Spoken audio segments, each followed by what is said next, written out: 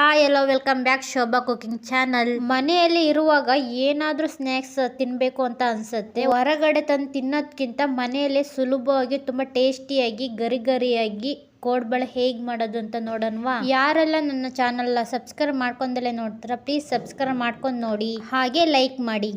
ಒಂದು ಬಟ್ಲಷ್ಟು ಅಕ್ಕಿ ಹಿಟ್ಟು ತೊಗೊಂಡಿದ್ದೀನಿ. ಕಲ್ಸಕ್ಕೆ ಕೆಜಿ ಆಗಲಿ ಅಂತ ಒಂದು ಸ್ವಲ್ಪ ದೊಡ್ಡ ಪಾತ್ರೆನೇ ತೊಗೊಂಡಿದ್ದೀನಿ. ಒಂದು ಅರ್ಧ ಬಟ್ಲಷ್ಟು ಮೈದಾ ಹಿಟ್ಟು, ಅಕ್ಕಿ ಹಿಟ್ಟಿಗಿಂತ ಸ್ವಲ್ಪ ಕಮ್ಮಿನೇ ತಗೋಬೇಕು. ಚಿರೋಟಿ ರವೆ, ಮೈದಾ ಹಿಟ್ಟಿಗಿಂತ ಸ್ವಲ್ಪ ಕಮ್ಮಿ ತಗೋಬೇಕು ಚಿರೋಟಿ ರವೆಯ.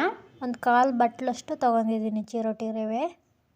ಒಣಮೆಣ್ಸಿನ್ಕಾಯಿ, ಹುರ್ಗಡ್ಲೆ ಇಷ್ಟನ್ನು ತಗೊಂಡಿದ್ದೀನಿ ರುಬ್ಬೋದಕ್ಕೆ. ಇದನ್ನು ಮಿಕ್ಸಿಗೆ ಹಾಕ್ಕೋಬೇಕು ರುಬ್ಬೋದಕ್ಕೆ. ಒಣಮೆಣ್ಸಿನ್ಕಾಯಿ ಕಡಲೆ ರುಬ್ಕೊಂಡಿರೋದು ಕೂಡ ಹಾಕ್ತಾ ಇದ್ದೀನಿ ನೋಡಿ.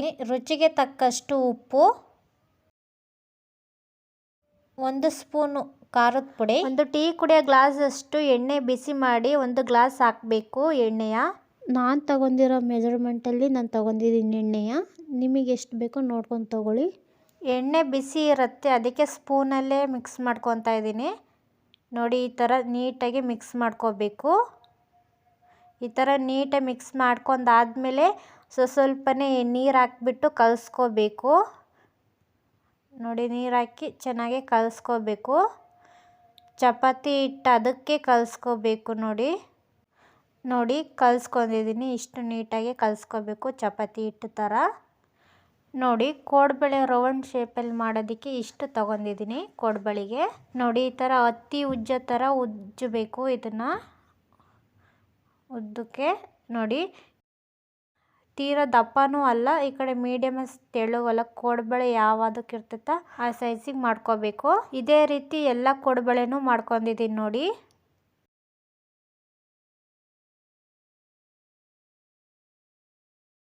ಈಗ ಎಣ್ಣೆ ಚೆನ್ನಾಗಿ ಬಿಸಿಯಾಗಿದೆ. ಈಗ ಒಂದೊಂದೇ ಹಾಕಬೇಕು ಕೋಡ್ಬಳೆಯ.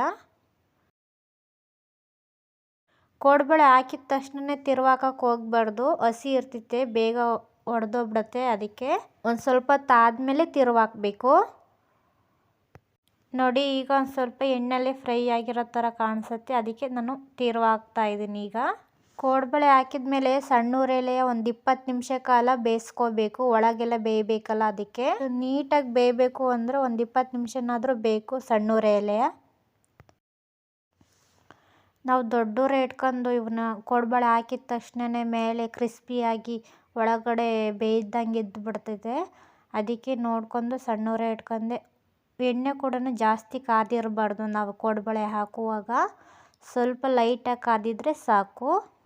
ಹಾಗೆ ಒಂದು 20 ನಿಮಿಷ ಕಾಲ ಚೆನ್ನಾಗಿ ಬೇಯಿಸ್ಕೋಬೇಕು ಇದನ್ನು. ಆವಾಗಲೇ ತುಂಬಾ ಟೇಸ್ಟಿಯಾಗಿ ಗರಿ ಗರಿಯಾಗಿ ಕೋಡ್ಬಳೆ ತುಂಬಾ ಟೇಸ್ಟಿಯಾಗಿ ಬರುತ್ತೆ. ಒಮ್ಮೆ ಟ್ರೈ ಮಾಡಿ ನೋಡಿ. ಈಗ ಕಲರ್ ಕೂಡ ಚೇಂಜ್ ಆಗಿದೆ ಒಂದು 20 ನಿಮಿಷ ಆದಮೇಲೆ. ಈಗ ಒಂದು 5 ನಿಮಿಷ ದೊಡ್ಡ ಉರಿ ಇಟ್ಕೊಂಡು ಕರಿಬೇಕು. ಈಗ ಚೆನ್ನಾಗಿ ಕ್ರಿಸ್ಪಿನೆಸ್ ಬರೋ ಹಾಗೆ ದೊಡ್ಡ ಉರಿ ಇಟ್ಕೊಂಡು ಕರಿಬೇಕು ಒಂದು 5 ನಿಮಿಷ. ನಾವು ದೊಡ್ಡ ಉರಿ ಇಟ್ಮೇಲೆ ಮಿಕ್ಸ್ ಮಾಡ್ತಾನೆ ಇರಬೇಕು, ಇಲ್ಲಾಂದ್ರೆ ಸೀದೋಗ್ಬಿಡ್ತವೆ. ಮಿಕ್ಸ್ ಮಾಡ್ದಂಗೆ ಹಾಗೆ ಬಿಡಬಾರ್ದು ನೋಡಿ. ಒಂದು 5 ನಿಮಿಷ ದೊಡ್ಡ ಉರಿ ಇಟ್ಕೊಂಡು ಕರೆದಿದ್ದಾಯಿತು. ಈಗ ಚೆನ್ನಾಗಿ ಕ್ರಿಸ್ಪಿನೆಸ್ ಕೂಡ ಬಂದಿದೆ. ತೆಗಿತಾ ಇದ್ದೀನಿ ನಾನು. ನೋಡಿದ್ರಲ್ಲ, ಇಷ್ಟೇ ಸಿಂಪಲ್. ಮನೆಯಲ್ಲಿ ಏನಾದರೂ ತಿನ್ನಬೇಕು ಅನಿಸ್ದಾಗ ಈ ಥರ ದಿಢೀರ್ ಅನ್ನಂಗೆ ಮಾಡ್ಕೊಂಡು ತಿನ್ಬೋದು ಕೋಡ್ಬಳೆ. ಮನೆಯಲ್ಲೇ ನಾವೇ ಮಾಡ್ಕೊಂಡು ತಿನ್ನೋದು ಕೂಡ ತುಂಬಾ ಒಳ್ಳೆಯದು ಹೊರಗೆ ತಂದು ತಿನ್ನೋದಕ್ಕಿಂತವ. ವಿಡಿಯೋ ಇಷ್ಟ ಆಗಿದ್ದಲ್ಲಿ ಲೈಕ್ ಮಾಡಿ, ಶೇರ್ ಮಾಡಿ, ಕಮೆಂಟ್ ಮಾಡಿ, ಹಾಗೆ ಸಬ್ಸ್ಕ್ರೈಬ್ ಮಾಡ್ಕೊಳ್ಳಿ. Thank you.